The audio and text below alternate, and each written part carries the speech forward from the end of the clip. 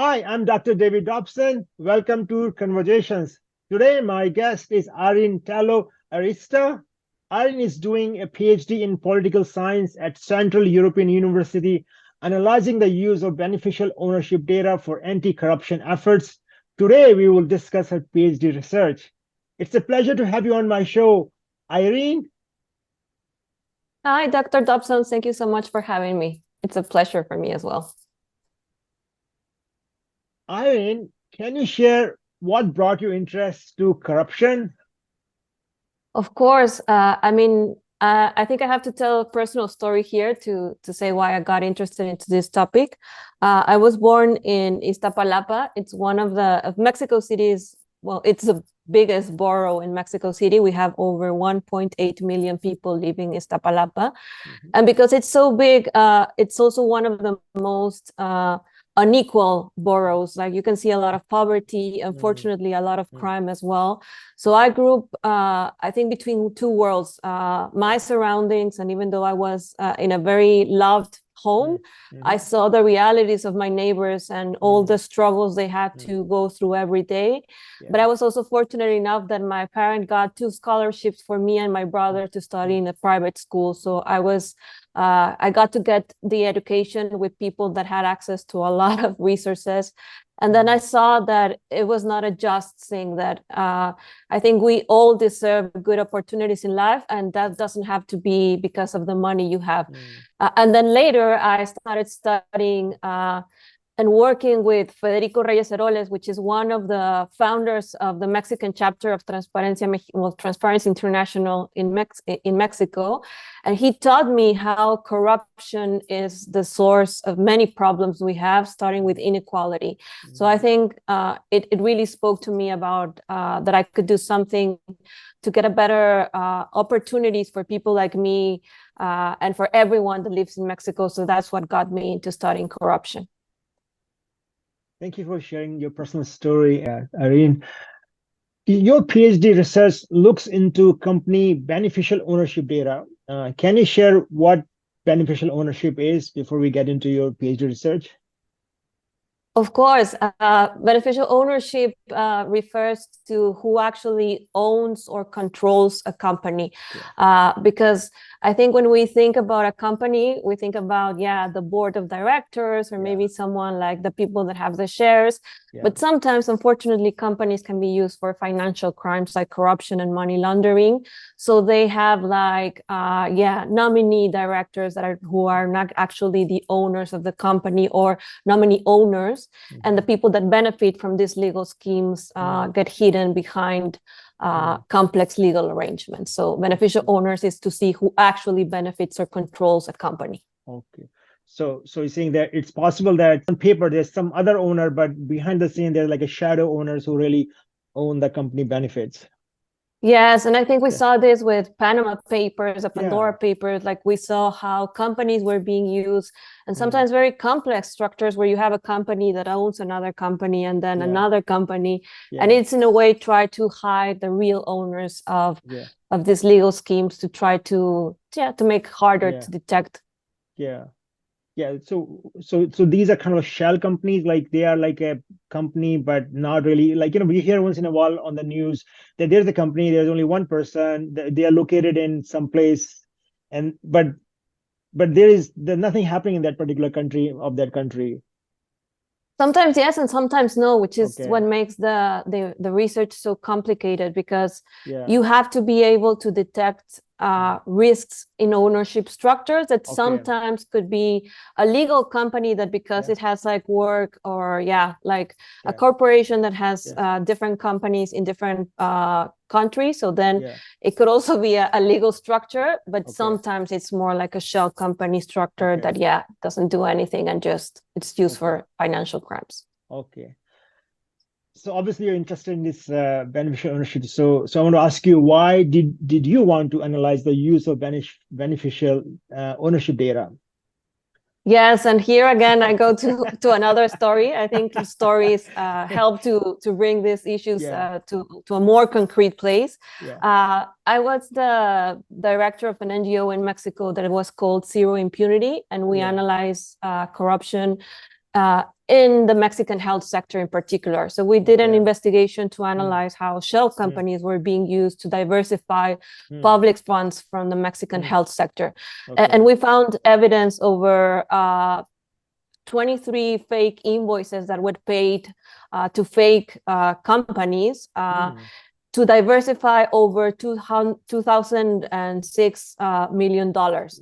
Just to put a comparison so people can understand how many money it was diversified with this scheme, it was the money that could be used to do the treatment or pay the treatment for over 40,000 women that had cancer in Mexico.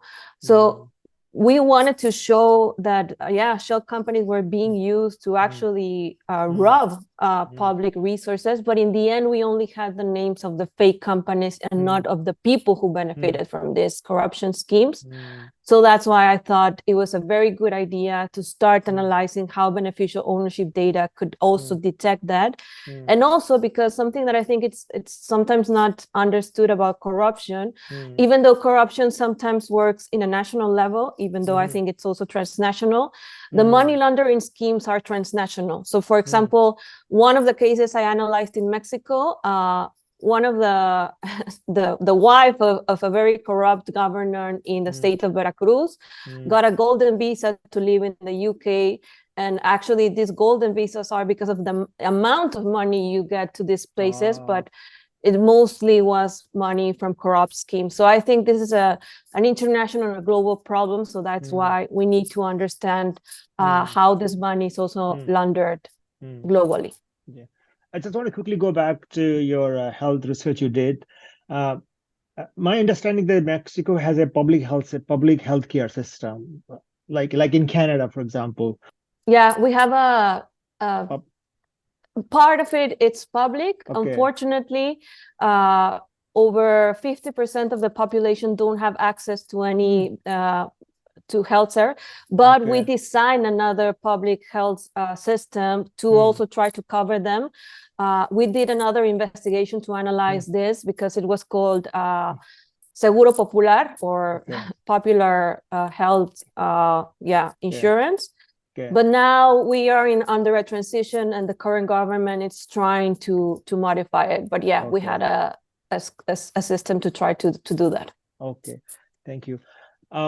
So I see that getting this data is not as easy as it sounds. So how are you researching the use of beneficial ownership data? Yes, that's why I decided to come here to Europe, because they have since 2014, more or less, they have a mandate by the European Union that mandates that all countries in Europe have to have their own central beneficial ownership register as an anti-money laundering policy. So I think it was a good start to analyze how this policy has been working, because of course we think that transparency brings, or is one of the best tools to fight corruption, but sometimes like corruption networks adapt their behaviors to still comply with these transparency regulations and keep operating. So right now I want to see the quality of the data, how we can use this data to actually detect risk in corruption and other financial crimes, and what we can do to have better data so we can match other data sets to detect corruption networks. Yeah.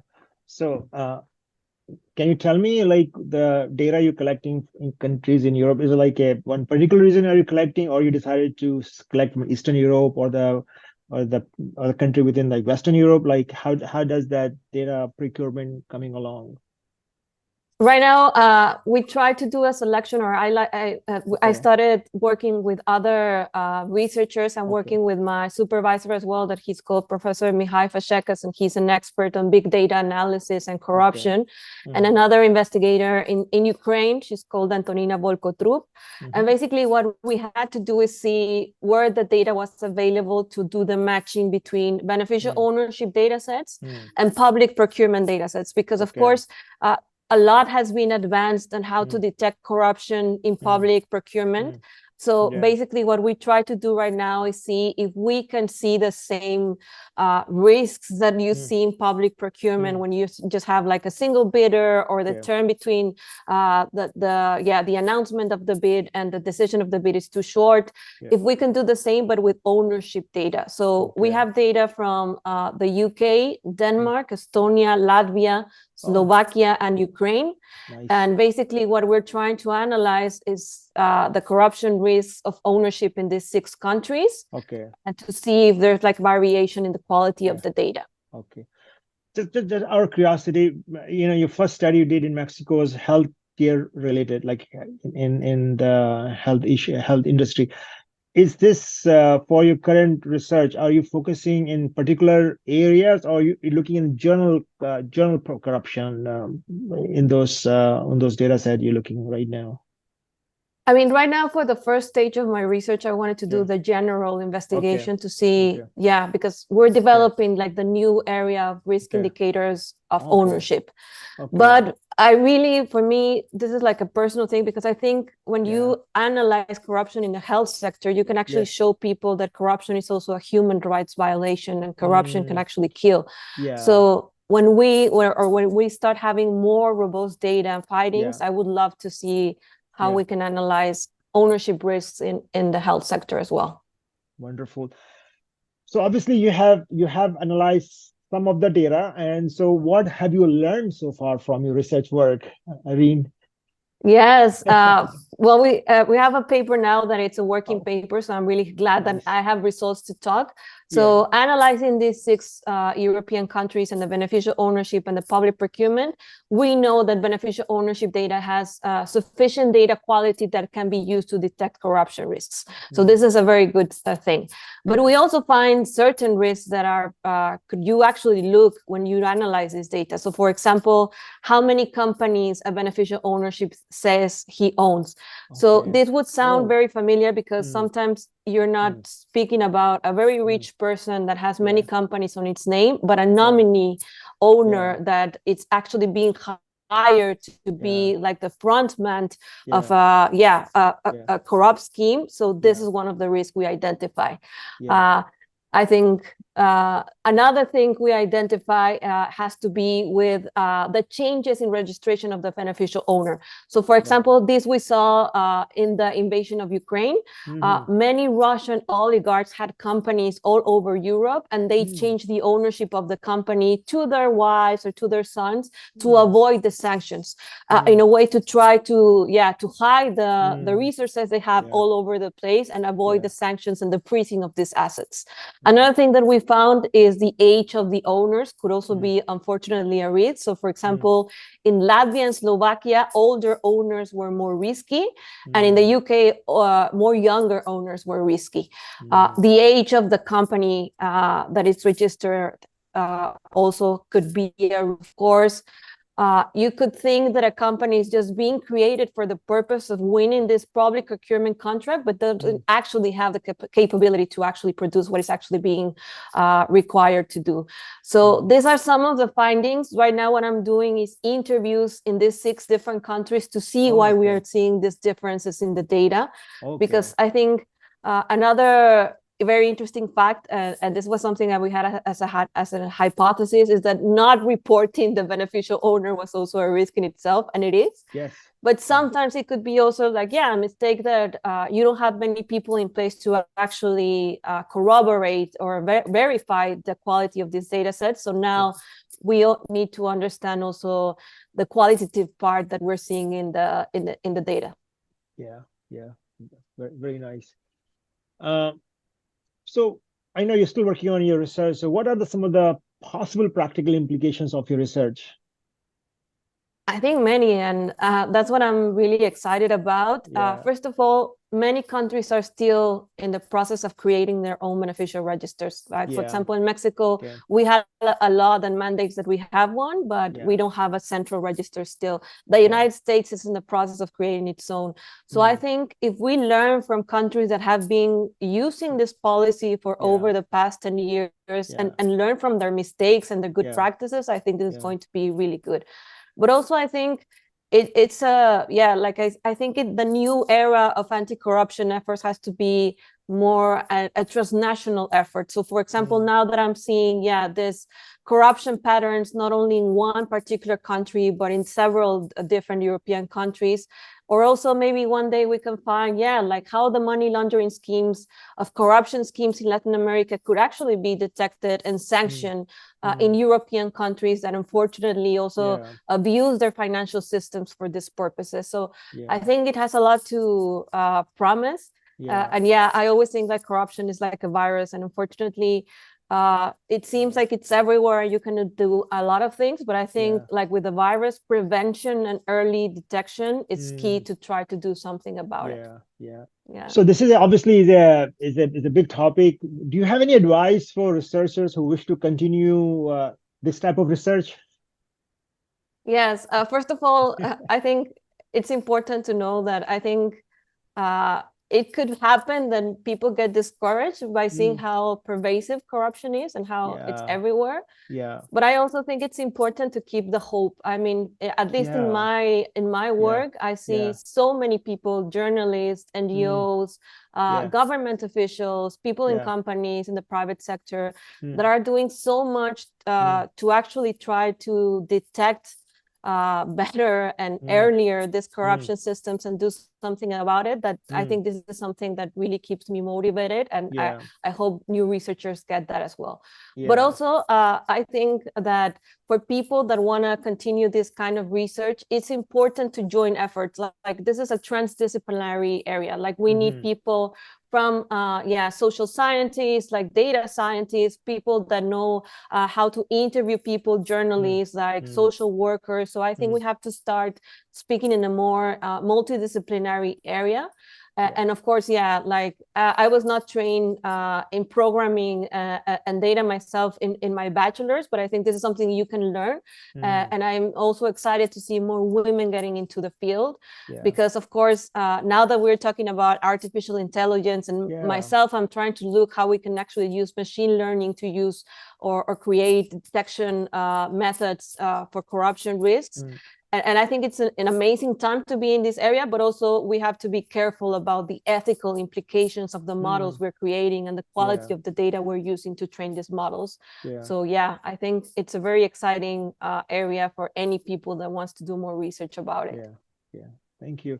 What type of ethical issues might arise in this type of research? So for example, when we train models to try to detect corruption risks, you do databases that of course they have problems with quality, and then you have missing data, and for some of the models you need to know what to do with this kind of missing data, because this missing data is super important. So the model also needs to know what to do with that. Or for example, like you could have like a corruption scheme and then the model understands what happened, but then the corruption network changes their behavior and it becomes obsolete. Or now that I'm using beneficial ownership data, of course, we're protecting the data, but you also have access to personal data. So you have to also be very wary of the use of the data and how you protect it to avoid breaching other rights. Thank you for explaining this. Irene, in addition doing your PhD, which is a full-time work, you're also a columnist for El Universal, one of the largest newspapers in Mexico. Can you tell us a little bit about what you write, your work there? Yes, I've been writing a column since 2018. So now 6 years I've been writing a column. I love it because I think it's a great training for writing.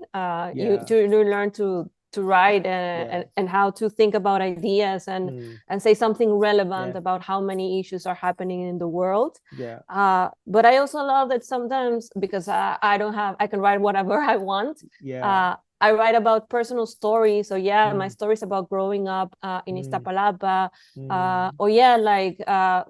I have a very curious stories about my dad was this translator of Portuguese literature, and one day my mom met his favorite author in a book fair, and she just introduced herself, and that's how we started a long relationship with this author that is super famous, but he was super reclusive.